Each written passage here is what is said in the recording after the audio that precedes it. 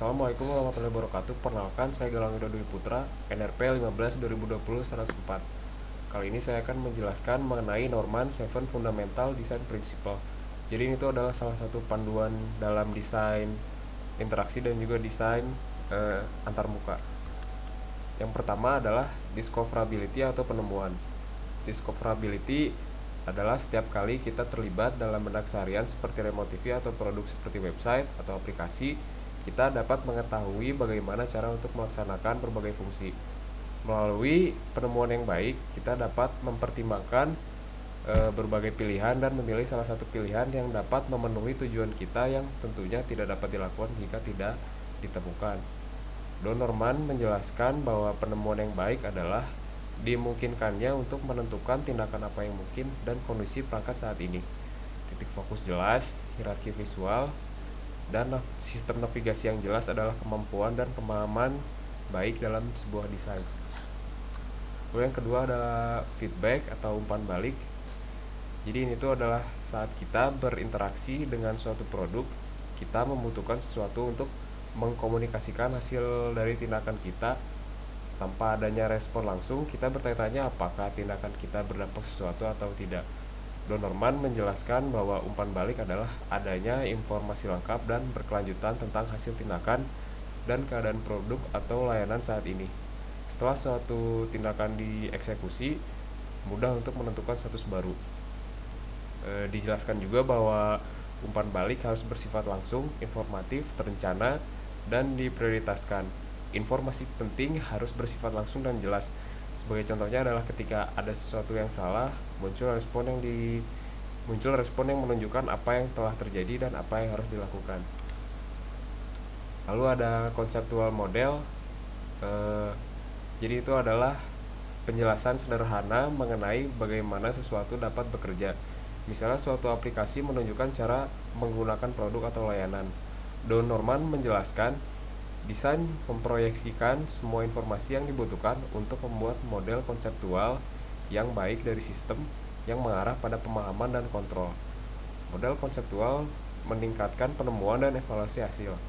Salah satu contoh konseptual model yang ada itu seperti instruksi manual dan ikonografi.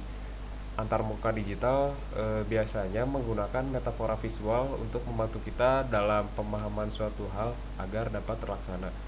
Ketika konseptual desain tidak jelas, maka hal ini dapat bertentangan dengan mental model atau harapan pengguna tentang bagaimana sesuatu dapat bekerja. Contohnya seperti konektor USB yang hanya bisa dimasukkan satu arah, yang bertentangan dengan ekspektasi bahwa konektor USB itu bisa digunakan secara terbalik. Lalu ada affordance atau keterjangkauan, adalah tindakan yang dirasakan dan properti aktual dari suatu objek yang membantu pengguna dalam mengoperasikannya.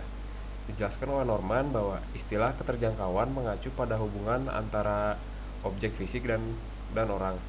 Salah satu contohnya adalah suatu atribut visual yang berfungsi untuk memberikan petunjuk bagaimana objek dapat digunakan, seperti misalnya tombol home pada smartphone. Perlu diketahui bahwa keterjangkauan bergantung pada pemahaman kita. Tanpa adanya pemahaman, tindakan yang diinginkan akan lebih sulit dipersepsikan. Contohnya seperti pengguna pemula yang mungkin tidak langsung mengerti bahwa suatu elemen visual tertentu dapat dimanipulasikan. Selanjutnya ada signifiers atau penanda. Jadi itu adalah komunikasi yang menunjukkan pengguna di mana tindakan harus dilaksanakan. Norman menjelaskan istilah penanda mengacu pada tanda, suara, atau indikator apapun yang mengkomunikasikan perilaku yang sesuai pada seseorang. Misalnya suatu label tombol menjelaskan dengan tepat mengenai apa yang dapat dilakukan tombol tersebut. Contoh pada gambar ini adalah tombol plus pada aplikasi Memo untuk menambahkan bagian yang baru. Selanjutnya ada mapping atau pemetaan, adalah hubungan antara kontrol dan efek yang masuk akal. Misalnya tombol berbentuk penghapus yang berfungsi untuk menghapus suatu objek. Norman menjelaskan ketika pemetaan menggunakan korespondensi spasial antara tata letak kontrol dan perangkat yang dikendalikan, akan lebih mudah untuk menentukan cara menggunakannya. Contoh lainnya ketika menggerakkan kecerahan cahaya pada smartphone, misalnya ke atas dan ke bawah yang sesuai dengan arah gerakan. Jadi ketika menggerakkan ke atas jadi lebih terang dan ke bawah jadi lebih redup. Lalu ketika pemetaan sesuatu tidak bersifat alami, maka desain berlawanan dengan intuisi pengguna, sehingga pengguna mungkin mengalami kesulitan dalam mengontrol atau mengoperasikan sesuatu. Selanjutnya ada constraint atau kendala. Ketika pengguna merasa terbebani dengan konten yang terlalu banyak atau biasa disebut information overload, dapat meningkatkan gangguan dan beban kognitif. Kendala bagaimanapun dapat membatasi interaksi yang dapat terjadi, dan karena itu mengurangi jumlah informasi yang dapat diproses. Norman menjelaskan batasan fisik, logika, semantik, kendala kultural, memandu tindakan, dan memudahkan interpretasi. Seperti yang dijelaskan Norman, ada berbagai kendala termasuk fisik, semantik, budaya, dan logika, yang masing-masing dapat membantu pengguna memfokuskan perhatian pada tugas dan membantu mengurangi kesalahan manusia. Kendala fisik membatasi kemungkinan pengoperasian, misalnya kursor mouse tidak dapat dipindahkan keluar layar.